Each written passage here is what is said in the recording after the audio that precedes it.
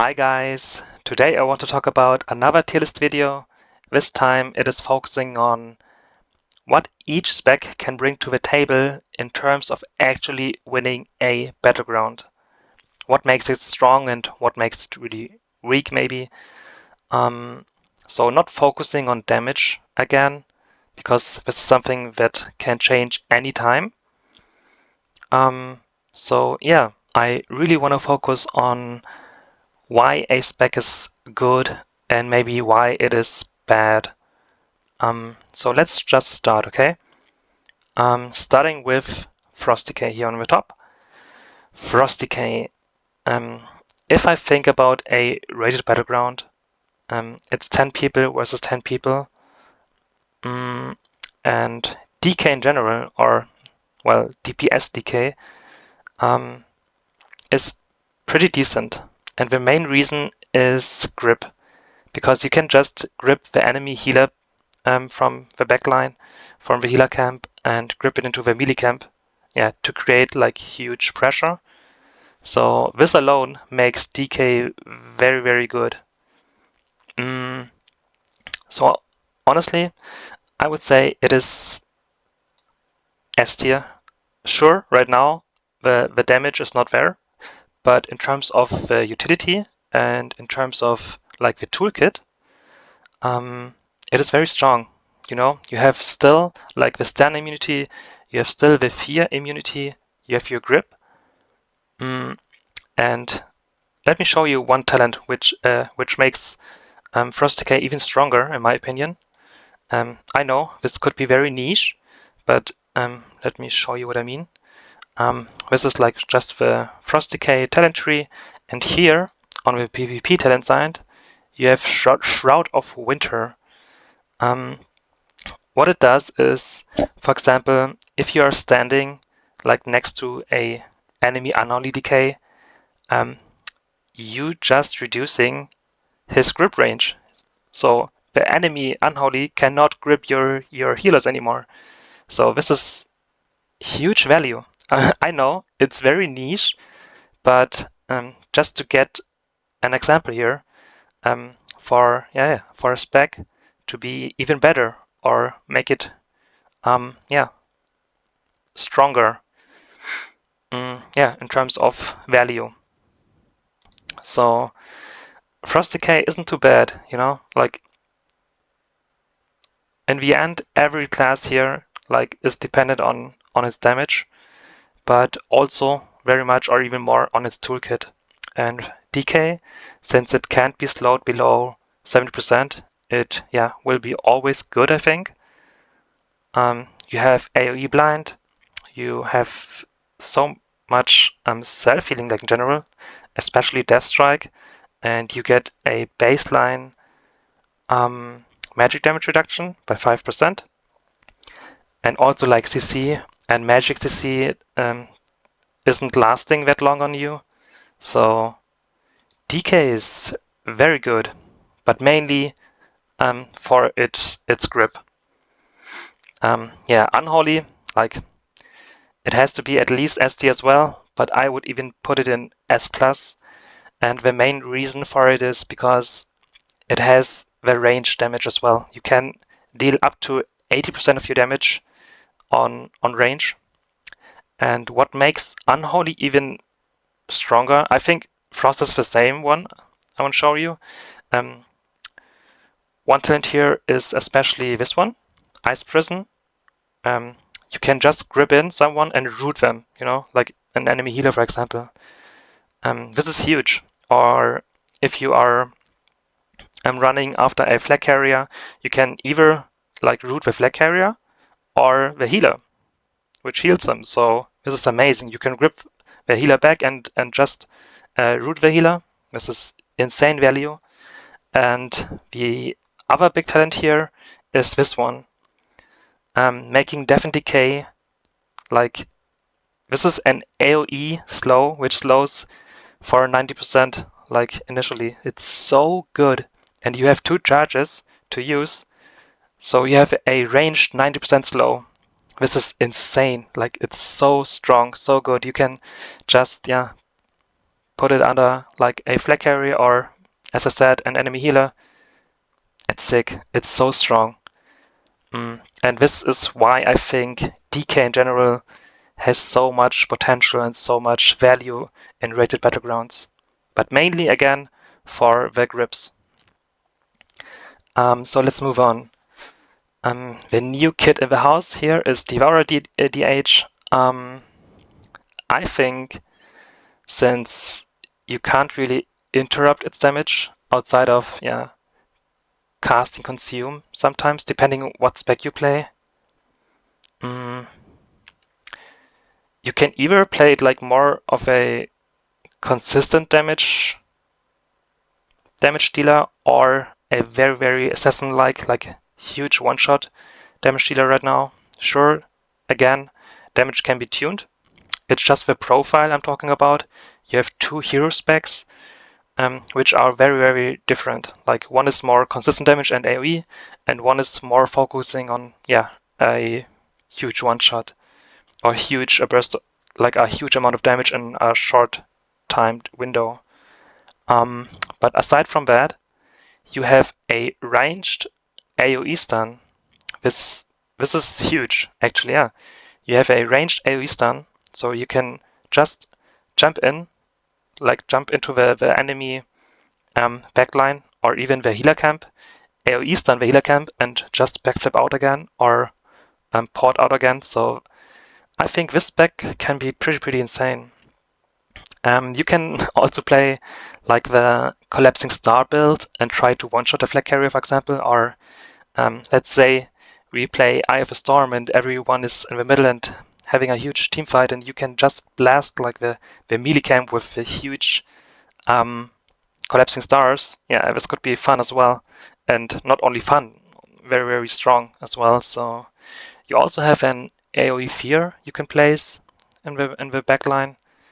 So overall, I think, and you especially, you can move like very fast. You have 3 dashes or 2, depending on what you play, and this makes you very, very mobile. So you can just in Arati Basin, for example, you can just spin to each base so fast, which makes it very, very strong. So I would place it in S tier, I think. Yeah, sure. And Demon Hunter has, like Havoc, Demon Hunter has the same value in general, like this one does. But the melee version here has even more self-heal, even more sustain than the ranged version here. Yeah, overall I think this is just a spec which is very, very mobile, very, very tanky. You also have MS if you spec into it, like Mortal Strike, like the heal reduction debuff. Awesome. I think along the mobility, the cage and AoE the AoE fear and the AoE stun makes it pretty good. Darkness, sure, can be a game changing cooldown if placed on your flag carrier and you survive like for 5 seconds. Yeah, I would say especially Demon Hunter for its mobility and CC capability, S tier. Balanced Druid, on the other hand, yeah, it's gotta be S+. And the main reason for it is it can stealth, so you can solo capture bases on your own without noticing the enemy team where you are. So this is very, very dangerous. I hate playing against boomies. They are also very durable, and with bear form healing and yeah, you have solar beam. You have like a huge AoE damage capability. Just your base toolkit gives it, and it has always been this way. So I don't think this changes here in Midnight. Yeah, so you're great in team fights, and you're also great like on your own to capture bases or to gank somewhere or to get back the flag on your own, because you can stealth your way through the enemy line. Amazing spec. The same goes for Feral. Feral is even stronger in my opinion for 1-on-1 scenarios to capture a base, but yeah, it's not that good in team fights. I mean, it's still good. Don't underestimate a Pharaoh Druid. I swear, it has good damage. But in long-term fights, it might be too squishy and brings not too much. Sure, you have Typhoon and you have an AoE Root. That's awesome. But yeah, you don't have Solar Beam and you don't have that huge AoE damage and Moonkin has. So, but still, like, you can carry games on your own. You are very, very mobile. You can, yeah, you can just move from base to base so quickly. And again, you are very, very good one-on-one. So you can just take bases. Yeah, it's an easy S tier, in my opinion.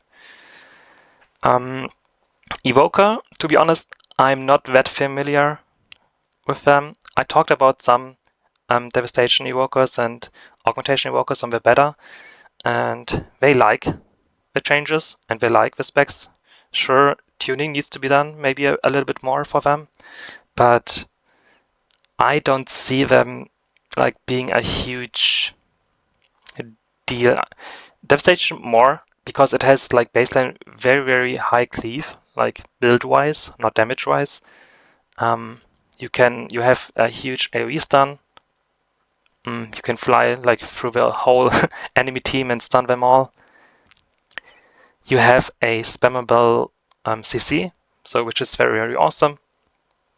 And you are very, very mobile as well. So this makes it very, very strong. But I would place it on the top of A tier or even low S tier. Like, don't underestimate the dragon. It's really, really good. Let's place it here for now. And this one though, I don't know. I mean, it has like the typical one shot. You know, I think it still has it. I mean, I know it still has it. I saw like the damage it can deal, but yeah, outside of it, not sure. Yeah, I'm not sure where to put it. If anyone plays the spec, please help me out here. So yeah, I will just leave it here. No, here. I mean, having a buff for the group is awesome. So yeah, but it's also like you only have around 6 to 7 DPS, depending what you play, in a Rage Battleground, and this just takes a spot from a potentially good DPS. So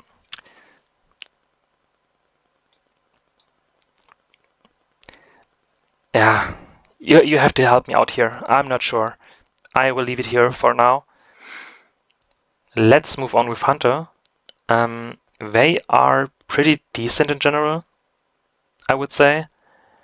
Sure, they lost a lot of CC. They lost Scattershot. They lost Explosive Trap, which is like the biggest thing in my opinion, especially for Rage Battlegrounds, since you can no longer like blast someone inside of your team, or even protect your healers from melees or something like that, or the flag carrier.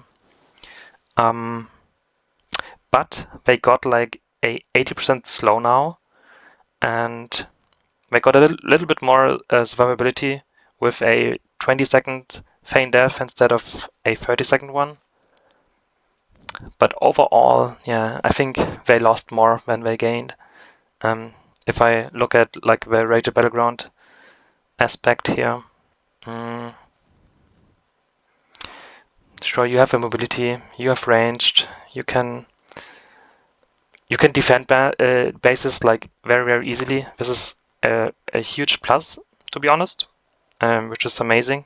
Like on the defending tier list, I would say this is like S tier together with a Red Paladin or a Warlock class, especially yeah, right now Destro or Demolock.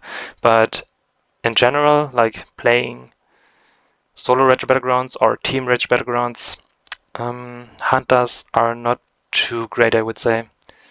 But they still have like Binding Shot, good single target stun, still Trap, but it's not that strong anymore. I would say this is just A tier. This is maybe even too just 80. I mean, you have stealth and you can just gank another base, but if you are not good in 1-1 and you don't have much stealth heal, you would lose to a red paladin or you would lose to a warlock in most scenarios, so it's not too great right now. This one though, I think, since you have this great range, you can pull off some awesome plays here. And usually, like based on your toolkit, this one has just good damage. So I would place it a little bit higher than those two. This here, you need your pet, and if your pet is CC'd or rooted, sometimes you can't really deal your damage or do what you want. Same here. And this one is not reliant on the pet and yeah, has greater range. Mages for Raid Battlegrounds. I think the biggest selling point for mages is the ice wall they have. So they can make huge plays with the ice wall.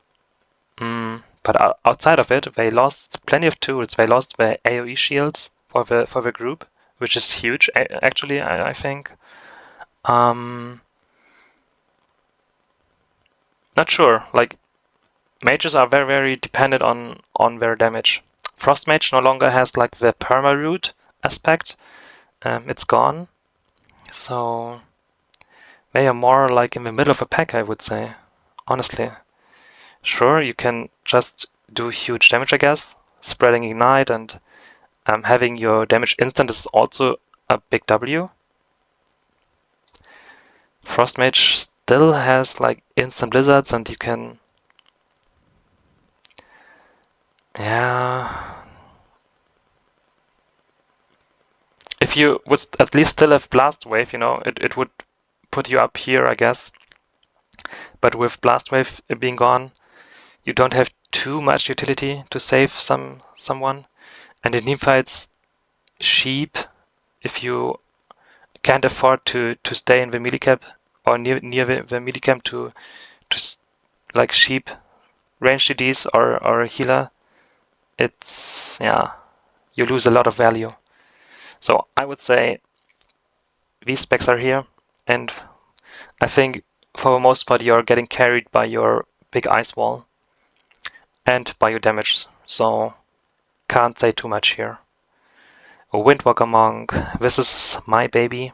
Yeah, it never has been a real like Battleground spec in general. It lacks like the toolkit for it. In Midnight, you have still like your base toolkit, you know, and your base damage profile, you know, but it got even burstier, I would say. So you can just press whenever you want and like press your go whenever you want and do huge damage in a short amount of time, which is very valuable. Especially like in flag carrier maps, but outside of that you are getting kited, you're getting like slowed to death. I know you have more mobility than most of the melees, sure, but you don't have a gap closer, and your AoE stun has very low range. It can be dodged. For this amount of cooldown it has, it just feels very weak. I mean, Demon Hunter has the same one and even ranged like the Devourer Demon Hunter. Yeah, and on a shorter cooldown. So I hope to see some changes for Windwalker Monk in general. And defensively, yeah, you just die in the middle of... You have to go out of the combat. Like, right now, I think this would be the main target. You just tunnel, like in the melee camp, you just tunnel a Windwalker Monk until he dies or he has to go out and back to the backline, and there you are pretty much useless. You can't do anything if you don't deal damage in the melee camp, so... I would say, yeah, it's down here. Maybe even here, I would say, for Battlegrounds. You don't have too much utility. they like also took away our port. For example, in Temple of Katmogu, you cannot port back with the orb anymore. Like Warlock, for example, can still do it, but Monk cannot. And this is a huge hit in the face, to be honest. Also, you can't really roll with a flag and a orb on yourself. So yeah, this is just gutted too much. You're pretty much useless. This was the only trait Monk in general had. The only big selling point why you really are excited to have a Windwalker Monk in your team, and this is gone, or a Monk in general. So I would see it's down here. It's very weak right now. Red, yeah, awesome utility. You can buff your team. You have freedom. You have range damage. You're durable. You have an immunity. This is just a very decent spec. Yeah, it's just good. Especially you can defend bases on your own against rogues and something like that. Like, yeah, red is awesome. High ST for sure. Shadow doesn't bring too much, you know. Like, if Shadow has no damage, it would be like down here, I guess, with mages maybe, because you don't have much. You have like a 30-second silence now, which is great, but you lost your stun for it, and yeah, I'm not sure. Like, you have grip, which could be very useful, but you don't have mobility. You can't really swap places. Like Mage too. Like Mage lacks the mobility too, and Shadow, yeah, to move to another base it takes you forever. It's I would wish like for Shadow to get something like the Void Elf racial, where you can just put a shadow like on the ground moving forward, and you can just port to it. This should be a baseline spell for Shadow Priest, in my opinion. But yeah, I think this is the main reason why Shadow Priest is down here. Even if it has great damage, sure, it would be higher, but based on the toolkit, it does not offer that much. Yeah. I mean, you offer MD Master Spell, which can be huge, but it also can kill you, depending on what enemy specs you will face. Because removing dots will deal tons of damage, like removing affliction dots, for example, yeah, could kill you. Yeah, that's it. Rogues, on the other hand, for rated battlegrounds are like at least S tier. Honestly, even Outlaw Rogue, I know, like it sucks in teamfights, or it's actually not too bad in teamfights. It deals decent damage, but yeah, you can't really move.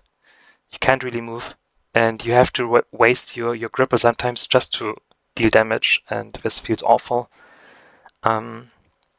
But still, to win a battleground, you can carry along with your stealth. You know, you can sub and land, and capture bases or cards in certain battlegrounds. So in general, Rogue has just an awesome toolkit to win battlegrounds effectively.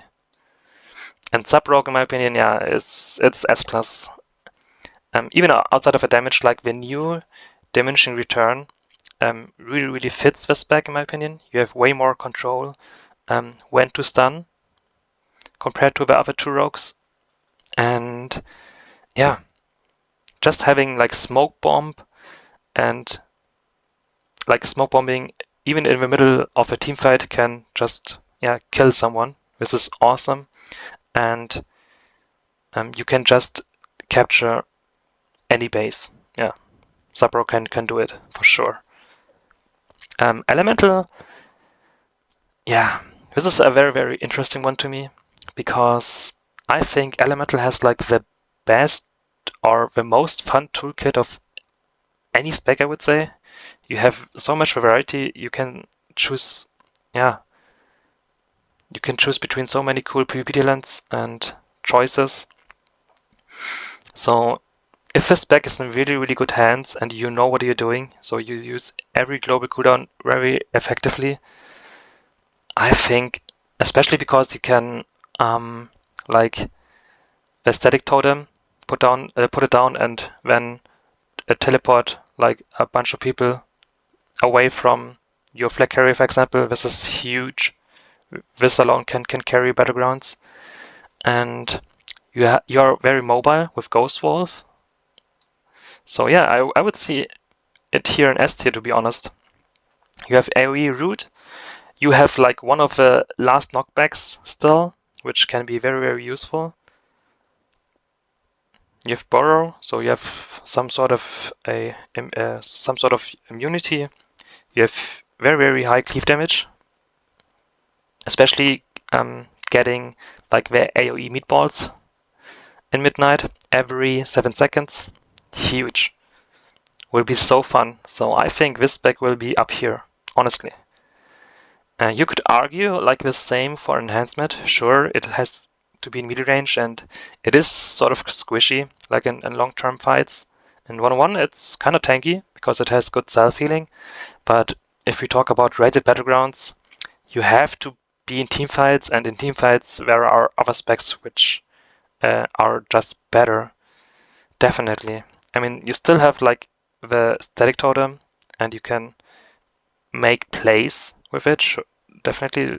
And I think this is the only reason why the spec is here and not here down with Windwalker Monk, because you can make really, really important plays with your totems. And Hex is in general also a very, very strong cooldown. And CC. Warlocks, yeah, let's start with Warlocks. Honestly, this should be S++ tier if it stays like it is. The reason for it is you have a new talent, which I can show it to you really quick. Let's go to Warlock. Doesn't matter what Warlock. You have a talent here. Where is it? Here. Right now, all your curses are AoE. Like, they have a 10-yard ranged AoE effect on them. And if you combine this talent here with, where is it? Jinx. If you combine these two talents, you are multi-dotting like a little god. Honestly, you can mass slow some like the enemy team, and yeah, apply corruption and agony on all of them, which is insane. It's so good. I mean, it would be so fun, but I don't think this will stay. I'm pretty sure they will replace this talent here or remove it. But I also would love if it could stay. Like, we would see so many affliction warlocks, I guess, because you can just apply like with 3 globals, let's say 10 dots, and then you cast Dark Harvest, and Dark Harvest is your new nuke AoE damage spell. This one here. Damn, this will be amazing, and it will heal you like full health. Honestly, it will be so fun. I can't wait to test this one out in Battlegrounds. Yeah, this would be so amazing. But outside of that, like this one, like this talent alone could carry the spec like to S tier. But even outside of this, Warlock is the only spec or the only class which got more CC than they had in the War Within. So they also got a longer range on their model coil, and yeah, they have double gateway, they have more mobility. And if you think about it, you have double gateway now, so you can really, really make aggressive plays right now with it. You can just gateway into the enemy healer camp, let's say, gateway in, just AoE fear them and gate out back. Like, it's crazy. It's amazing. Like, the toolkit for Warlock is insane for PvP. You have so much CC, so much more than any other spec in the game right now. And yeah, also like defensively, you are a tank. You still have like your huge shield, and you can still port back whatever whenever you want. So damn, good spec, good as spec.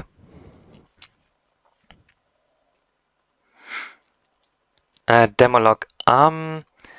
Technically, you have like the same tools Affliction has. Sure, you don't have Jinx, but you can still like mass AoE people, and you have even more CC, man. You have stuns, you have like you can summon a pet which AoE stuns as well, and yeah, you have so much more CC than any other spec in the entire game. But it's very stationary. You also have to cast a lot, and yeah, your mobility kinda yeah, it got a lot better, not gonna lie, but still I think this could be an issue where yeah, you will feel it, I think. And this is the reason why I would only place it here on the low S tier. Destro on the other hand, if you play with Succubus, I think yeah, you can just CC two people at the same time if you're skilled enough to do so. And yeah, I think it's way greater. Sure, you are also like more in the torrent state. It's hard to pronounce for me. Like a torrent, which shoots something. Because you have to stand still casting your Chaos Ball, so it can feel bad sometimes, maybe in Rich Battlegrounds. But overall, I would say it's a huge winner of the expansion. Like Midnight, Warlock just got so many Ws. Yeah, this one for sure. And it's better than Rogues. I mean, Rogues have more potential to actually win a Battleground or than Destro, but Destro has so much awesome tools and is so tanky. You also provide Healthstone for your groups, you know, it's nice. And Gateway. So yeah, Warlock is just insane. Not gonna lie. For Battlegrounds, it always has been good in my opinion, and now it's like way better. And yeah, this leaves us with the warrior specs. I would say arms warrior. Like if you think about it, like you need at least some melees in your melee camp, like one or two, and I think arms would be a good one. It is kind of tanky, and you can still, I think you could. Let me check. I guess you still have like the AoE model strike effect with Bladestorm, right? Yeah, this one here, which is amazing, I think. This could be pretty good, especially in battlegrounds like Eye of Storm, like in the team fight in the middle. This has insane value. This one here could actually seal the deal as well, especially on flag carriers. So I would say Arms Warrior, and since it got improved in terms of survivability, I would say